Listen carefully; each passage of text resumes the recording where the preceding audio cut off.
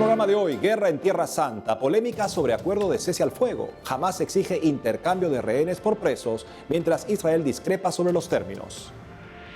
En mayo, mes de las primeras comuniones, la Iglesia en España pide recordar que el sacramento no es una mini boda ni fiesta de obsequios porque desplazan a Jesús, que es el gran regalo.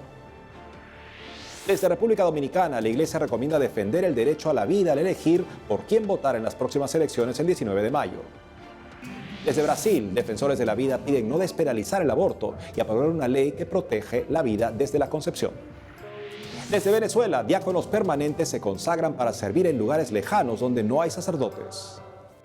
Hola amigos, un gusto saludarlos desde su programa de noticias con enfoque católico EWTN Noticias. Soy Eddie Rodríguez Morel. Natalie no estará con nosotros esta semana.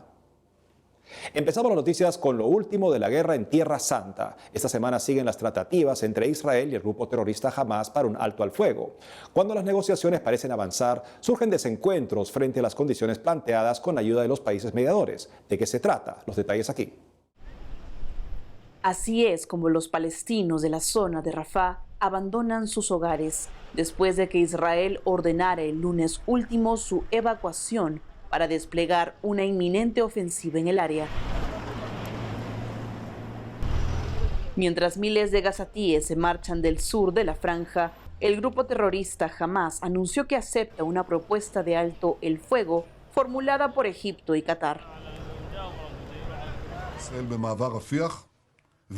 Al respecto, la oficina del primer ministro israelí, Benjamín Netanyahu, indicó que la oferta queda lejos de las demandas de su gobierno. La información oficial no precisa cuáles son los pedidos, aunque aceptó seguir negociando.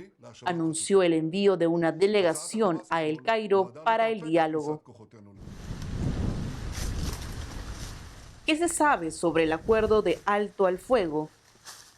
Hamás propone liberar a los rehenes israelíes a cambio de la retirada de las tropas del ejército de Israel presentes en Gaza, la liberación de presos palestinos y el retorno de los gazatíes desplazados, según Vatican News.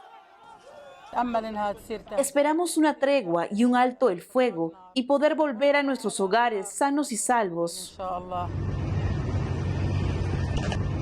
Mientras las negociaciones avanzan, Israel no ha detenido sus operaciones militares en Rafah, donde los constantes bombardeos en la madrugada del martes en busca de los terroristas de Hamás dejaron al menos 18 muertos. Nos vamos a España, en donde la Iglesia desarrolla acciones para alentar la mejor acogida a los migrantes, cuya creciente llegada al país genera polémica y miedo entre algunos españoles. Sobre esto y más informa nuestro corresponsal Nicolás de Cárdenas. La Conferencia Episcopal Española ha presentado un nuevo documento sobre el modo en que la Iglesia ha de afrontar el fenómeno migratorio en el país, cada vez más creciente. La Conferencia Episcopal Española publica una exhortación pastoral que invita a la conversión personal y pastoral ante el fenómeno de la migración creciente en el país para que sea toda la Iglesia la que asuma la tarea de acogida e integración. Bajo el título Comunidades acogedoras y misioneras, identidad y marco de la pastoral con migrantes, la exhortación pastoral en la que se ha condensado el magisterio sobre las migraciones que pretende ofrecer la mirada del Evangelio, que sabemos que es distinta y que marca la dignidad del ser humano como punto fundamental, según ha detallado el vicepresidente de la Conferencia Episcopal y Arzobispo de Madrid, el cardenal José Cobo. Además, el documento tiene como finalidad ser una guía para las comunidades católicas que quieren trabajar en este ámbito, sabiendo que las personas migrantes no son números, no son flujos, son personas, ha subrayado el purpurado, sin más etiquetas que la de ser hijos de Dios. El cardenal Cobo ha asegurado que no se trata de un documento teórico, no se trata de dar doctrina, sino de explicar desde el Evangelio con la mirada de Dios cómo podemos afrontar este gran reto que tenemos en nuestro tiempo. El director del Departamento de Inmigraciones de la Conferencia Episcopal, Xavier Gómez, asegura que se trata de un documento que, frente al intento de hacernos consumir la droga del miedo, que puede dejar enganchada y anestesiada la conciencia de mucha gente, y más en periodos electorales, nosotros estamos hablando de la vacuna de la hospitalidad. En este sentido, el cardenal Cobo también ha afirmado que el documento pretende recuperar la mirada humana por encima del miedo. Y el próximo sábado 11 de mayo tendrá lugar el Rosario por la Juventud de España, una multitudinaria convocatoria realizada por católicos de diferentes carismas y realidades eclesiales que se realiza por tercer año consecutivo. La comitiva que el pasado año reunió a cerca de 3.000 personas partirá a las 19 horas en horario local desde la plaza contigua a la Basílica Pontificia de San Miguel hasta la Plaza de España, cerca de la Catedral de la Almudena. Alrededor de 50 jóvenes voluntarios están comprometidos en esta iniciativa que pretende realizar una manifestación pública de la fe, conscientes de que cuanto más secularizada está una sociedad, más importante es la presencia de símbolos religiosos en la vida pública, que recuerden que estamos en este mundo con un objetivo concreto y con una meta: conquistar el cielo. El Rosario por la Juventud quiere además dar testimonio de que la fe católica está viva en nuestra sociedad y en Occidente. El mes de mayo, el mes de María, es también el tiempo en el que en la Iglesia española se celebra la mayoría de las primeras comuniones. El arzobispo de Valladolid, Monseñor Luis Argüello, ha escrito una carta en la que insta a recuperar su verdadero sentido y a que no se conviertan en minibodas. En una carta titulada Rescatar la primera comunión, el arzobispo de Valladolid y presidente de la Conferencia Episcopal Española, Monseñor Luis Argüello, ha instado a recuperar el verdadero significado del sacramento tras comprobar que los niños tienen la expectativa del día de la primera comunión como el de una fiesta en la que van a recibir muchos regalos hasta el punto de que estos tapan el gran regalo que es Jesús o lo sitúan en un puesto secundario. Además, el arzobispo ha criticado que algunas familias hacen una miniboda que para muchas supone un esfuerzo económico extraordinario incompatible con el deber de caridad. El prelado invita además a no convertir las celebraciones en una fiesta exagerada que desvirtúe y devalúe el significado que la comunidad cristiana da al domingo y a la celebración de la primera comunión. La fiesta sí, pero centrada en la alegría de sabernos hermanos convocados por Jesús a la Eucaristía, subraya el prelado. Desde España, Nicolás de Cárdenas, EWTN Noticias. Los ciudadanos de la República Dominicana están por ir a las urnas en elecciones este 19 de mayo. Para saber más al respecto, tenemos en la línea al padre Manuel Ruiz, secretario ejecutivo nacional de la Comisión de Vida de la Conferencia del Episcopado Dominicano. Padre, bienvenido al programa. Gracias, muchas bendiciones.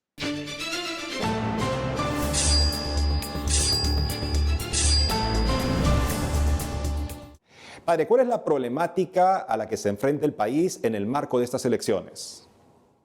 Bueno, siempre cuando hay esta oportunidad de ir a las urnas, es una hermosa oportunidad para que la población entienda que el verdadero poder lo tiene la población. Y si ejerce su derecho al voto, está delegando a estos candidatos para que en nombre del pueblo puedan hacer las leyes, puedan presidir el país, etc. Por eso el reto mayor es ir a votar, porque si no, se nos daña el sistema democrático y entonces nos pasa como en otros países donde no se puede ni siquiera ejercer la vida cotidiana y los derechos. Entonces el principal reto es que la gente vaya a votar. Innegablemente es lo más importante ahora. Y después, ¿por quién votar? ¿Cuáles son esos criterios para que la gente elija correctamente? Y en ese sentido, hemos estado trabajando desde la Pastoral de la Vida unas investigaciones, porque son personas públicas que están haciendo ofertas y nosotros tenemos que orientar a nuestros fieles a ver si están diciendo la verdad o no. ¿Y cómo podemos hacer eso? Bueno, investigando qué cosas ellos declaran en la web, en los medios de comunicación social, los que han sido ya candidatos al Congreso o han ido a debates, cuáles han sido sus posturas con relación a estos puntos tan claros. Por ejemplo, el derecho a la vida.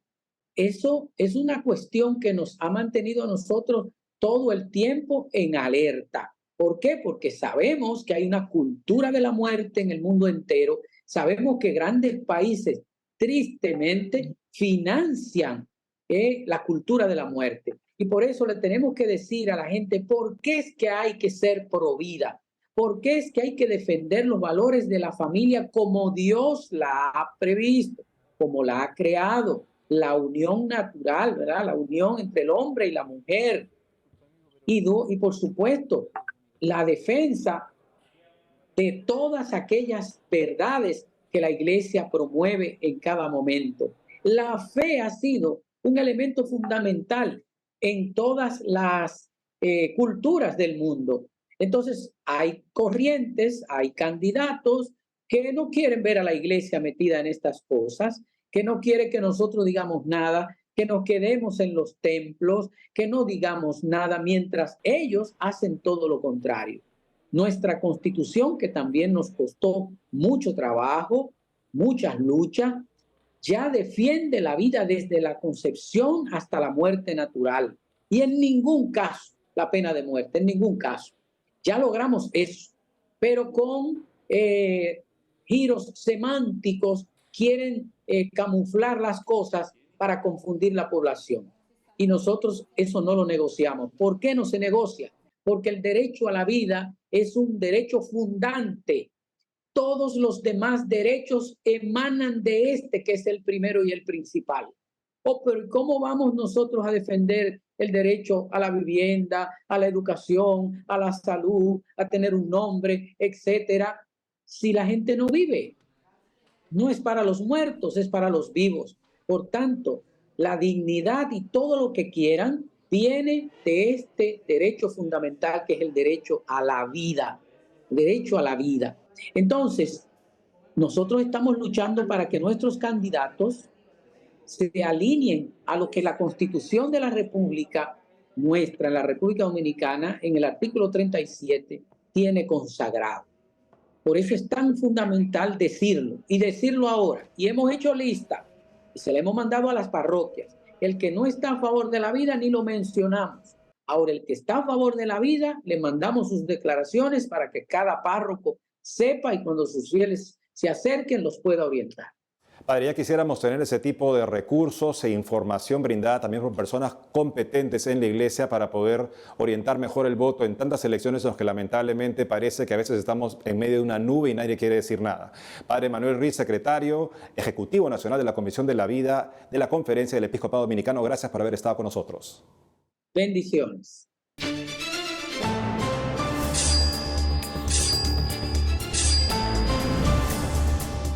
Y en Brasil, defensores de la vida protagonizaron una multitudinaria marcha pidiendo al sistema de justicia y a los políticos no retroceder, sino más bien proteger la vida del niño por nacer. Nuestra corresponsal Natalia Queiroz nos informa.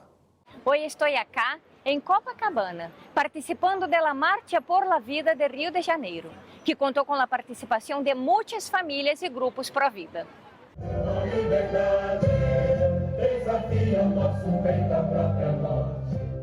El último domingo, bajo el sol y con la playa de Copacabana llena de gente, centenares participaron de la 9ª Marcha por la Vida. Además de líderes pro vida de distintas religiones y familias, también han participado muchas de las jóvenes que reciben atención y apoyo de los centros pro vida de la ciudad.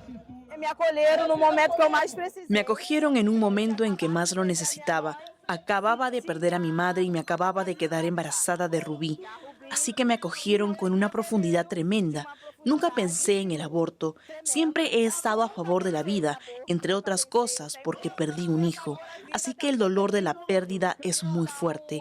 Desde entonces he participado en las marchas. Siempre estoy allí. Si Dios nos dio la vida, solo Dios puede quitársela. ¿Quién es el hombre para venir ahora y quitarnos la vida? Ni la nuestra ni la de nuestros hijos. Desde la concepción ya concebimos vida, así que es una vida más que tenemos que defender todo lo que podamos. Uno de los grupos participantes fue la Casa Pro Vida de la localidad de Nilópolis, que ofrece apoyo a las embarazadas con exámenes prenatales y con todo lo que necesitan para su hijo. Además, ofrecen cursos de paternidad responsable y para aprender una profesión.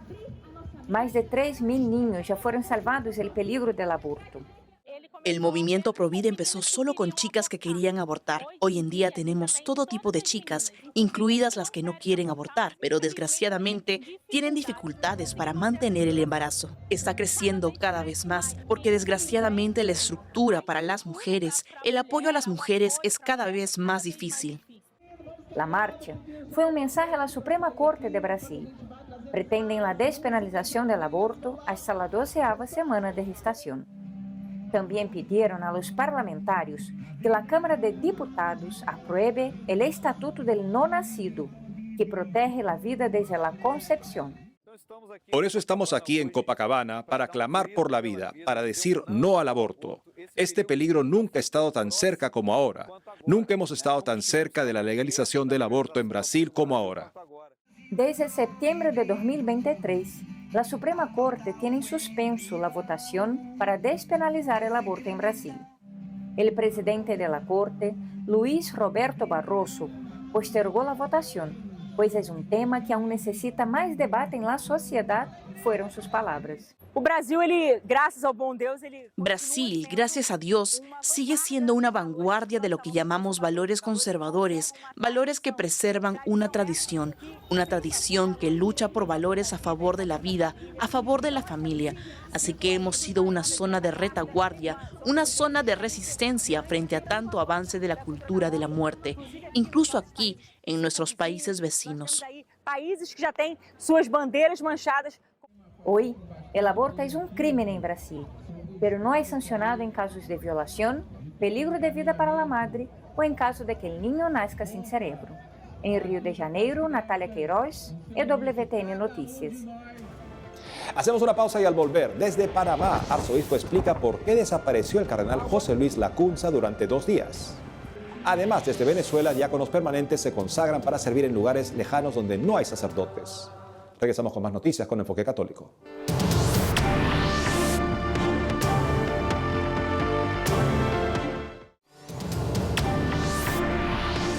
Y ahora dirigimos la mirada hacia Panamá, desde donde pudo conocerse el motivo de la desaparición del cardenal José Luis Lacunza entre enero y febrero de este año. El 30 de enero el cardenal Lacunza desapareció durante 2 días. Luego de ser encontrado a salvo por la policía, reapareció en una misa dominical en la que pidió perdón por lo sucedido. Aunque no explicó su desaparición, calificó su ausencia de travesura estúpida. 2 semanas después, el 15 de febrero, el Papa Francisco aceptó la renuncia del cardenal Lacunza al cargo de obispo de David por motivos de edad. Durante una entrevista sobre las elecciones presidenciales en Panamá, el arzobispo José Domingo Ulloa explicó a EWTN Noticias qué pasó con el cardenal Lacunza. Escuchemos. Sí, yo creo que fue ya un tema ya pasado. Yo creo que fue un lapsus mentis y muy lamentable, pero yo creo que solo quedó en el susto y la preocupación de todos nosotros. A 83 llegó el número de muertes a causa de las fuertes lluvias en varias ciudades del estado de Río Grande do Sul, al sur de Brasil, según el último reporte de Defensa Civil este lunes. Alrededor de 134.000 personas tuvieron que dejar sus hogares por las inundaciones. Hay más de 19.000 damnificados alojados en refugios. Desde el Vaticano, este domingo, el Papa Francisco encomendó a los difuntos, sus familiares y quienes tuvieron que abandonar sus casas. En Kenia, África, también sufren devastadoras inundaciones. Veamos. Por lo menos 181 personas perdieron la vida en devastadoras inundaciones provocadas por las fuertes lluvias en Kenia, informó el gobierno esta semana. El vocero Isaac Maura reportó 90 desaparecidos y cerca de 124 heridos que vienen siendo asistidos. Tanto los viajeros como los conductores personales están atrapados y nadie está haciendo ningún negocio hoy. He estado atrapado aquí durante 30 minutos porque la gente no quiere correr el riesgo de moverse y ser arrastrada. Tenemos la esperanza de que el agua baje y podamos seguir adelante. Le pido al ministro de Transporte que deje de recorrer las zonas inundadas en helicóptero, que vaya por carretera para tener una idea real de cómo están las cosas. Debería estar en la carretera unas 2 semanas para ver cómo está la gente, sufriendo en sus desplazamientos. Y lo más importante, cómo los contratistas han hecho un mal trabajo con las construcciones de las carreteras. El miércoles 1 de mayo, el Papa Francisco instó a orar por las víctimas de las inundaciones, que también obligaron a más de 100.000 kenianos a dejar sus hogares. También deseo expresar al pueblo de Kenia mi cercanía espiritual en este momento en que graves inundaciones se han cobrado trágicamente la vida de muchos de nuestros hermanos y hermanas. Según el Departamento Meteorológico de Kenia, las lluvias se prolongarán hasta principios de mayo.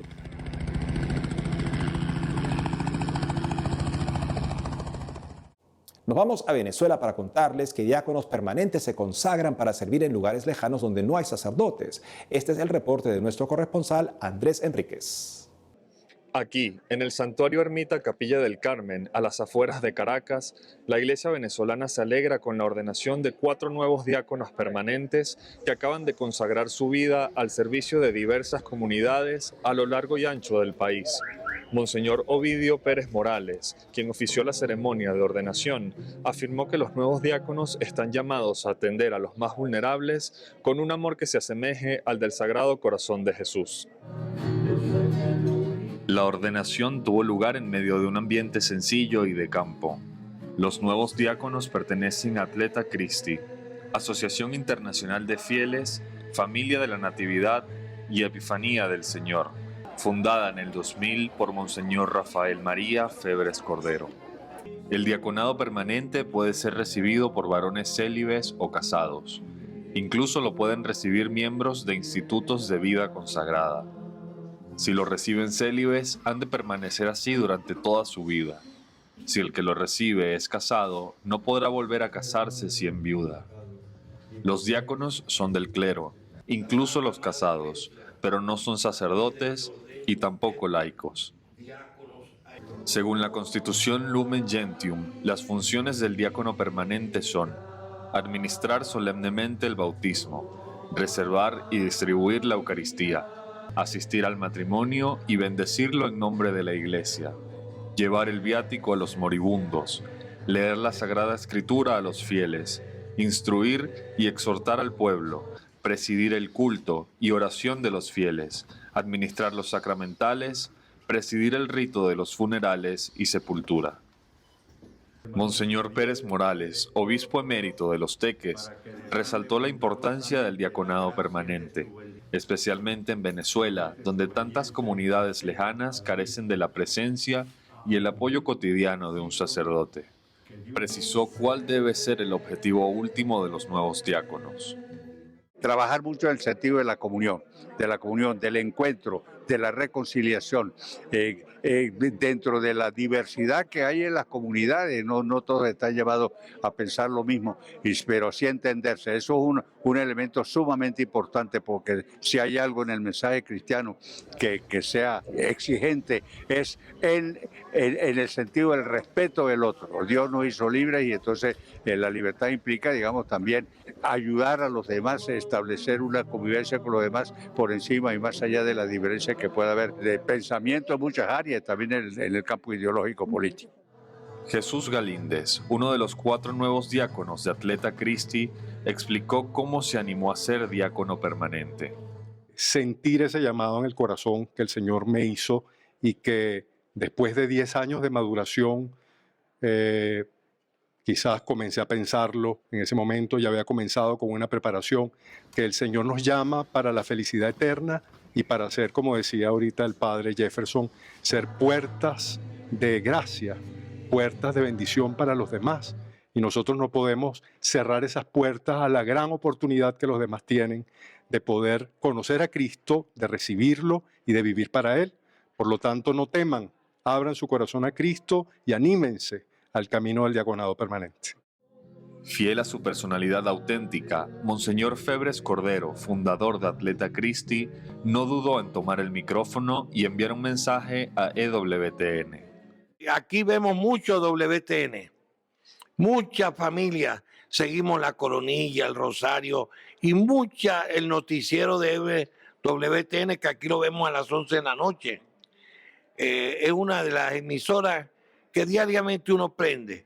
Ustedes en WTN no se imaginan la cantidad de venezolanos que conseguimos paz y serenidad viéndolos a ustedes. Un hurra, como decimos los marinos, un hurra bien grande a EWTN. Sin duda alguna, los nuevos diáconos representan un faro de luz y esperanza para toda la iglesia en Venezuela, pero especialmente para aquellas comunidades remotas que no cuentan con la presencia cotidiana de un sacerdote, lo cual les dificulta enormemente el acceso a los sacramentos. En Caracas, Venezuela, Andrés Enríquez, EWTN Noticias.